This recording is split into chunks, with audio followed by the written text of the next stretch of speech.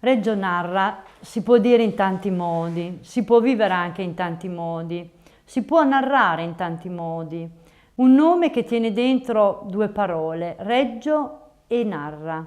Un binomio fantastico, perché c'è Reggio con la sua gente, le sue piazze, le sue vie, che sono già una storia, e c'è Narra.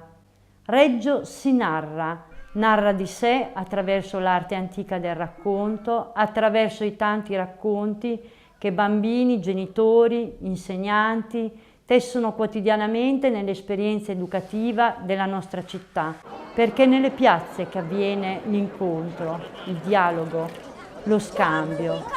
Reggio Narra è anche questo, è metafora. Metafora di una città che si vuole narrare con i suoi 100 linguaggi, in tutte le sue forme, e lo fa attraverso la narrazione e l'ascolto. Reggio Narra è una giornata, in quest'anno 2 giornate, in cui la città e i luoghi anche più importanti, più frequentati della città, i cortili, le piazze, i giardini e anche le biblioteche naturalmente si animano di storie e sono proprio percorse da bambini e dalle famiglie in grande libertà, con un cartellone e un programma molto ricco. Reggio Narra è un progetto che accompagna tutto l'anno la vita delle scuole dell'infanzia, dei bambini e delle famiglie. Attraverso un'iniziativa come Reggio Narra, la città vuole dimostrare che è possibile essere tutti i giorni una città a misura di bambino e a misura di famiglie. A questo evento collaborano naturalmente tutto il sistema educativo della città, l'amministrazione, ma anche tante famiglie, soprattutto i volontari, ma anche i caffè, i ristoranti, i luoghi dell'aggregazione. Il progetto di Reggio Narra crediamo che è nato 8 anni fa e probabilmente è nato in un momento in cui sentivamo forte anche il bisogno di comunicare alla città delle esperienze che da sempre nella nostra storia delle scuole si costruiscono durante l'anno. È nata attorno a un progetto di partecipazione delle famiglie, genitori che sono i genitori dei bambini delle nostre scuole hanno partecipato a un corso di formazione promosso dall'istituzione Nidi e Scuole dell'Infanzia e hanno elaborato quello che è l'arte del narrare. Tutti i genitori normalmente raccontano storie ai propri figli, quindi tutti siamo portatori di saperi e competenze narrative. È stato importante per loro poter mettere a valore questa esperienza e diventare narratori per i propri figli in una situazione di dialogo e ascolto nelle proprie case, ma anche dentro le scuole e quindi anche in città, come dono, come scambio. Quindi è importante che questo patrimonio di esperienza non rimanga solo chiuso dentro alla propria casa o alla propria scuola, ma dialoghi con la città. L'ultimo facili quando 1887 la distinta compagnia colombassi premiata compagnia colombassi è distinta.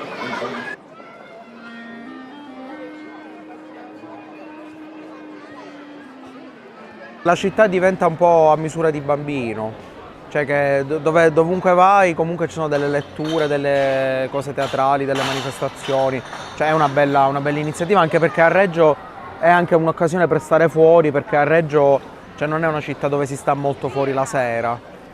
È importante fare esperienze ai bambini. Se parliamo in questa piazza proprio vediamo degli alberi che si trasformano durante l'anno, adesso li vediamo pieni di foglie, di tigli. Durante l'inverno sono alberi rinsecchiti, sono alberi che non hanno neanche una foglia e i bambini è importante farli incontrare la città anche attraverso la trasformazione delle cose che cambiano durante l'anno e che è importante proprio che incontrino quello di cui si parla. Se parliamo di alberi, fare incontrare ai bambini gli alberi.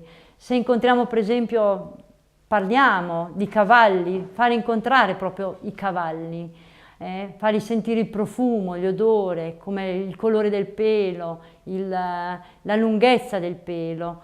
Questo fa sì che i bambini incontrino un'esperienza che poi attraverso i linguaggi, i diversi linguaggi che possono essere la creta, la grafica, anche la fotografia, possano fare esperienza dentro le loro attività didattiche dentro i nidi delle scuole. La mia prima impressione riguarda Regionare, che è un'iniziativa interessante e abbastanza ben organizzata. Io sono venuto principalmente qua per vedere i ragazzi che illustrano o disegnano fumetti, che comunque al fine di un rapporto con i bambini è ben fatto, perché ci sono un sacco di bambini qua. Nella seconda scuola, che va dai 3 ai 6 anni, ho dei ricordi freschissimi e a mio parere è stato uno dei momenti più belli della mia vita. Abbiamo fatto molte attività ricreative a livello avanguardistico, in cui i bambini si sono direttamente approcciati al mondo del computer, dell'intrattenimento digitale e del videomaking. Reggio Narra è anche un momento in cui il percorso è legato alla creatività che è negli atelier. Il centro del sistema educativo è appunto la creatività dei bambini che viene sviluppata e si confronta negli atelier che ci sono nelle scuole dell'infanzia. Il percorso degli atelier e Reggio Narra, che racconta di storie, mette al centro la narrazione, quindi qualcosa che noi facciamo e che abbiamo sempre fatto, e incontrarsi intorno alle storie narrate per i bambini e insieme ai bambini è un modo anche per riscoprire un'identità di comunità. Ma dove va messa secondo te? Dove può esserci la coda, davanti o dietro? Sì, proprio lì. Molto bene. Perché poi la relazione tra le persone è fatta anche del clima che si crea, degli sguardi, della possibilità di vedere i linguaggi corporei, insomma è fatta di tante questioni. E i bimbi in questo ci insegnano tantissime cose e ci aiutano anche a recuperare quello che forse noi nella nostra quotidianità tendiamo ad emarginare o a perdere. Adesso? No, sì? Il merlo ha perso gli occhi, come farà a vedere? Più forte, il merlo ha perso gli occhi, come farà a vedere? L'altra zampa, come ti chiami? Francesco, detto Franci. Amico di classe, ma che classe? Scuola Asilo Freire.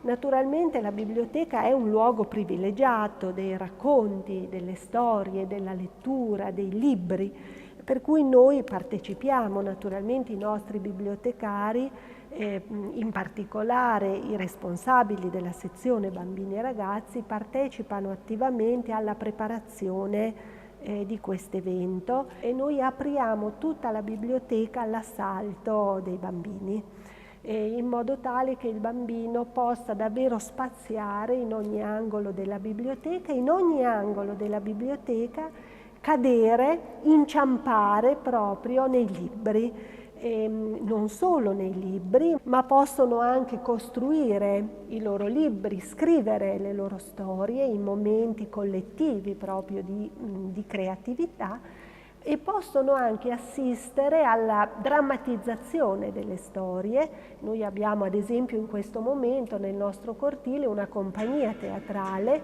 che ha messo in scena la sua visione di Robin Hood. E vediamo che questa è una modalità che piace moltissimo non solo ai bambini ma anche agli adulti, ai genitori, che accompagnano i bambini ma che poi partecipano in prima persona all'evento proprio. Reggio Narra in questo è un esempio particolarmente importante di come appunto l'identità è qualcosa che costruiamo ogni giorno, essendo fieri delle nostre origini, ma proprio perché siamo sicuri delle nostre origini possiamo confrontarci apertamente con gli altri. Reggio Narra si sviluppa solamente oggi al Teatro Valli.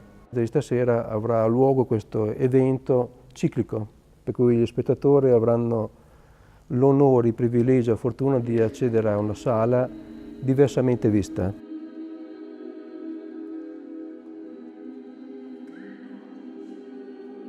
Lo reputo uno spettacolo semplice, questo, è un gioco quasi. Si sviluppa al contrario, nel senso che il luogo di spettacolo non è il palcoscenico, ma è il palco. Questi piccoli palchi diventano luoghi di narrazione, in cui il narratore starà all'interno e al massimo 6 persone del pubblico potranno ascoltarlo. Aveva deciso di tagliarsi i capelli e cambiarsi d'abito. Il palcoscenico non è più un luogo di spettacolo, ma è solamente lo sfondo.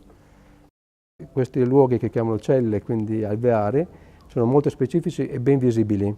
L'idea era quella di concentrare la luce solamente sul volto, sul viso del narratore, okay? Affinché non ci fossero altre distrazioni, perché il sogommatore va proprio a prendere, a cogliere l'essenza della bocca del narratore, no? Del viso stesso e basta. E le luci di sala vengono messe regolate a un'intensità molto bassa per dare solamente un'illuminazione quasi a evocare il mare o il cielo. Adesso non so, non mi ricordo Monica e Bernardino come l'avessero vissuto e sognato.